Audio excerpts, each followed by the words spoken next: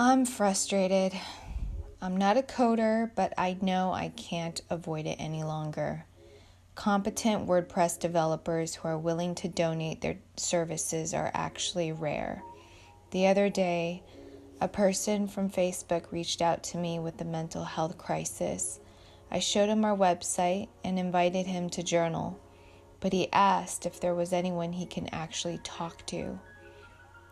I recommended talk therapy websites and Pink Cloud. It's time. I want to create a membership portal where users can save, store, and share their own journal entries, create and facilitate their own do-it-yourself journaling virtual groups or in-person groups, and go through a 7-week online program designed to fuse narrative storytelling in fiction with their habit of journaling. I have no budget, though we now have a grant team thanks to Jacob, our grant director. Part of the reason why it's going slow is I really don't know how much to ask for because I've never done this before. This next milestone has to be learned.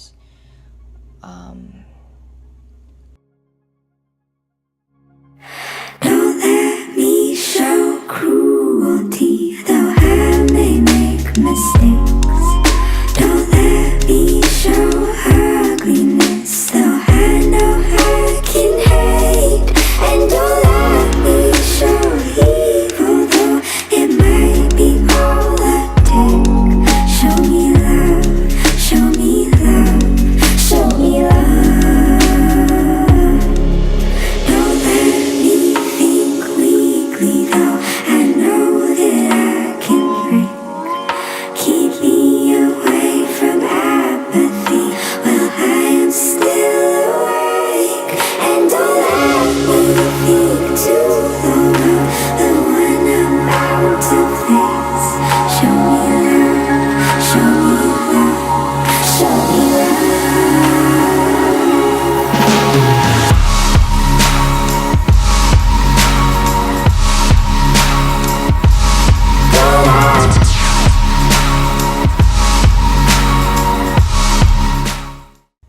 I've been doing this for the past few years through trial and error and learning, and I plan on doing more of that.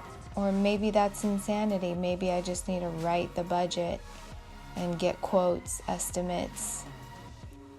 At least I know the distinctions between CSS, HTML, and JavaScript, and I know the distinctions among front-end, back-end, and full-stack development. Just when I finally optimized each portfolio page on the Love Story website, I now have to find a new theme if I were to be serious about speeding up the website load speed. And I'm looking at analytics and it's dropping. Growing pains again. I wonder if this learning will ever stop. And do I want it to stop? Can I keep my sanity while developing this? Amazing translation and poetic rhymes for the scriptures in the Bible. He translated from Greek, the original Greek. Translated from the original Greek into English and then arranged it in rhythmic rhymes. Wow, that's just amazing. And Love Story is grounded on Paul, Corinthians 13. And so... And there it is. Part of it on the back of the book has an excerpt on it. Goodness. Not the whole chapter, but a portion of the chapter. Okay, you made my trip here so worth it. I'm serious. Like, this is... I'm called right now. I came from California over here, drove. And I was like, this is ridiculous, God. Why am I even doing this? And I believe this is one of the key clues of my why here. If I keep on speaking in tongues that I have not known, human tongues are angelic ones, but selfless love is not shown. What then have I really become? But noise annoyingly strong. I've become a crashing cymbal, or even a noisy gong. I was in high school 5 years ago, kind of. I think that maybe everybody kind of goes through a depressive phase in their youth, not necessarily depression, but something where if it escalates, an anonymous person to talk to would be very beneficial, and that would have been something that I would have benefited a lot from. Where do you see yourself in the love story, say in 5 years? What direction do you want to take? Spontaneous journaling circles from college campuses, high school communities all over the United States. You know, they would contribute stories of artists that they've interviewed.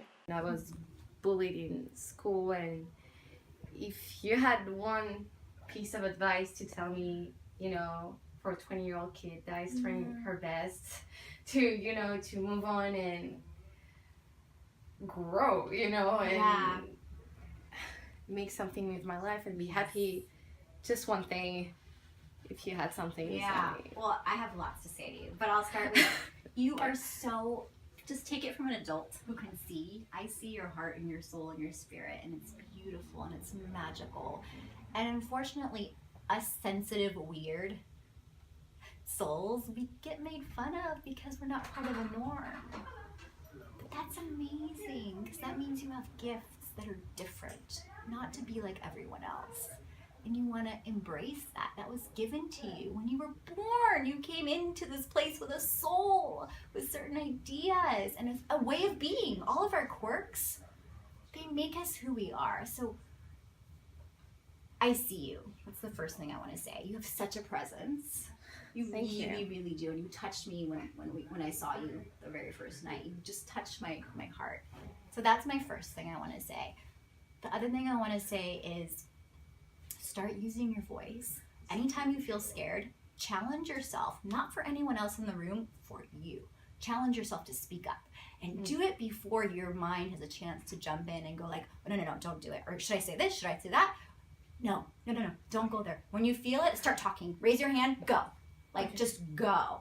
And it'll help you get past all of that stuff, that head, and just do it for you. Keep using your voice as much as you can. I started out just raising my hand was a big deal in a group, right? I know. Right? So the next time you're in a group, scary. Do it. That'll be your next homework. Yeah, because you're beautiful.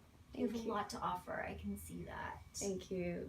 Because I always feel like I'm not worthy of talking or having friends or even, you know, looking at people in the eye when I talk, you know, and I always feel like I don't belong anywhere.